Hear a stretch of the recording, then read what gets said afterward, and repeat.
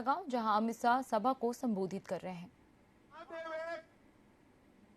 5,000 करोड़ का घपला आदिवासी और दलित बच्चों की भर्ती में घपला। युवा इतना परेशान हुए कि रायपुर में निवस्त्र होकर उनको जुलूस निकालना पड़ा। शर्म करो भूपेश, शर्म करो।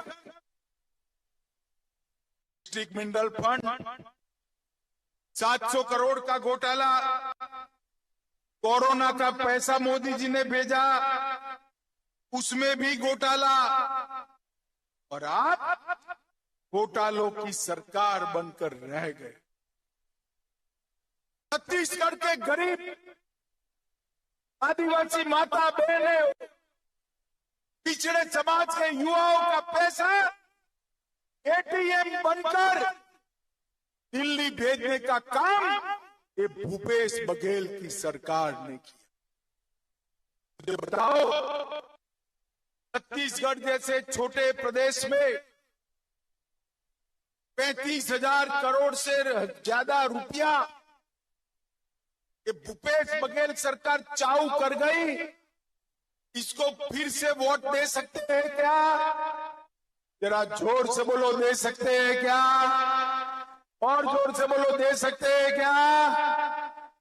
मित्रों, नरेंद्र मोदी सरकार ने छत्तीसगढ़ के लिए विकास का, नरेंद्र मोदी जी ने छत्तीसगढ़ के 38 लाख किसानों को हर साल 6,000 रुपया दिया।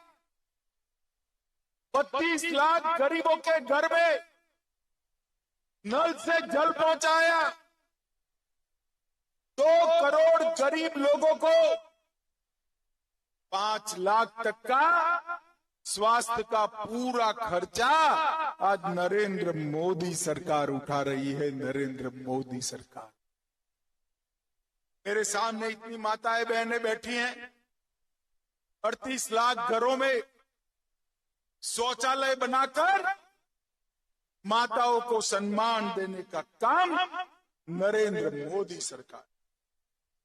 2 करोड़ गरीब लोगों को प्रति व्यक्ति प्रति माह 5 किलो चावल मुफ्त में देने का काम किसने किया? जोर से बोलो, किसने किया? नरेंद्र मोदी ने किया। 30 लाख माताओं को गैस का सिलेंडर देने का काम नरेंद्र मोदी जी ने। और इसके साथ साथ 11 लाख लोगों को घर देने का काम भी नरेंद्र मोदी। माताओं, भाइयों, बहनों, कांग्रेस सरकार, झूठे वादे करने वाली सरकार। मैं आज यहां से भूपेश बघेल को पूछने कर जाता हूं, भूपेश बघेल, आप में अगर हिम्मत है तो कोंडा गांव आकर इस बात का जवाब दो। 2004 से 2014 तक कांग्रेस की सरकार थी। छत्तीसगढ़ के विकास के लिए आपने कितने पैसे दिए? माताओं, भाइयों, बहनों, 10 साल में सोनिया मनमोहन की कांग्रेस की सरकार ने 80,000 करोड़ रुपया दिया था। 10 साल में 80,000 करोड़। कितना दिया था? जोर से बोलो, कितना? मोदी जी ने 80,000। नरेंद्र बढ़ाकर 9 साल में 3,12,000 करोड़ रुपया छत्तीसगढ़ को देने का काम। भारतीय जनता पार्टी ने ये नक्सल प्रभावित क्षेत्र में 1200 बैंक शाखाएं खोली, 5,000 डाकघर बैंक खोले, 2300 मोबाइल टावर लगाए, 3400 करोड़ की रोड की योजनाएं लाए, राष्ट्रीय राजमार्ग की 10,000 करोड़ की योजना ये भारतीय जनता पार्टी की सरकार। और इसके साथ साथ कांग्रेस का शासन था, नक्सलवाद आगे बढ़ता था। भारतीय जनता पार्टी ने नक्सलवाद से होने वाली हिंसा को 70% कम करने का काम भारतीय जनता पार्टी ने। माताओं, भाइयों, बहनों, एक क्षेत्र बस्तर का हमारा आदिवासी भाइयों बहनों से भरा हुआ है। कांग्रेस ने कभी आदिवासियों के कल्याण के लिए काम नहीं किया। सिर्फ वोट लिए, वादे किए, वादे पूरे नहीं करे। आजादी के बाद पहली बार ये ओडिशा के संथाल परगना की गरीब घर की बेटी द्रौपदी मुर्मू को देश की राष्ट्रपति बनाने का काम नरेंद्र मोदी जी ने। 15 तारीख को भगवान बिरसा मुंडा की जन्म तिथि को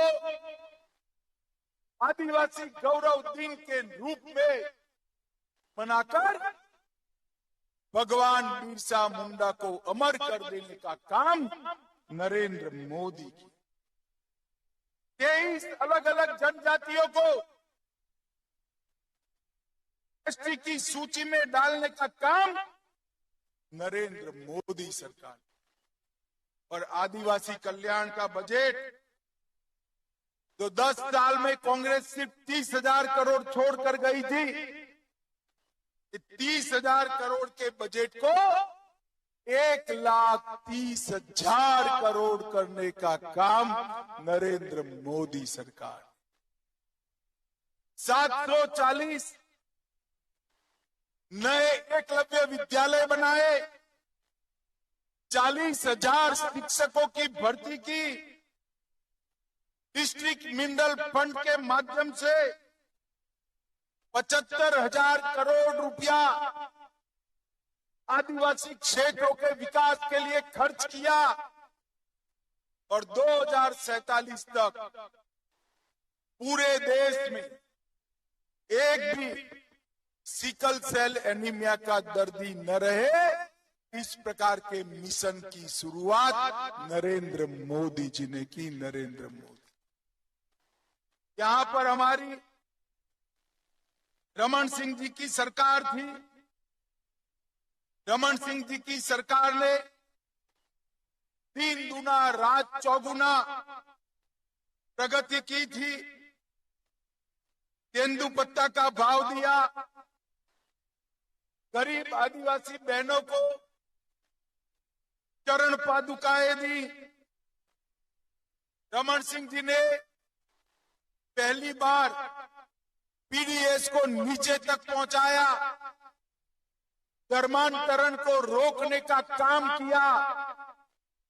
और ये छत्तीसगढ़ सरकार जब कांग्रेस की बनी, तेंदुपत्ता वालों को सबसे कम मुआवजा अगर कभी मिला तो ये छत्तीसगढ़ की सरकार कांग्रेस की बनी तब। मुझे बताओ भाइयों बहनों, ये लूट करने वाली कांग्रेस सरकार को फिर से वोट दे सकते हैं क्या? जोर से बोलो, दे सकते हैं क्या? छत्तीसगढ़ की लूट करने देंगे क्या? छत्तीसगढ़ की विकास यात्रा को रुकने देंगे क्या? धर्म परिवर्तन करने देंगे क्या?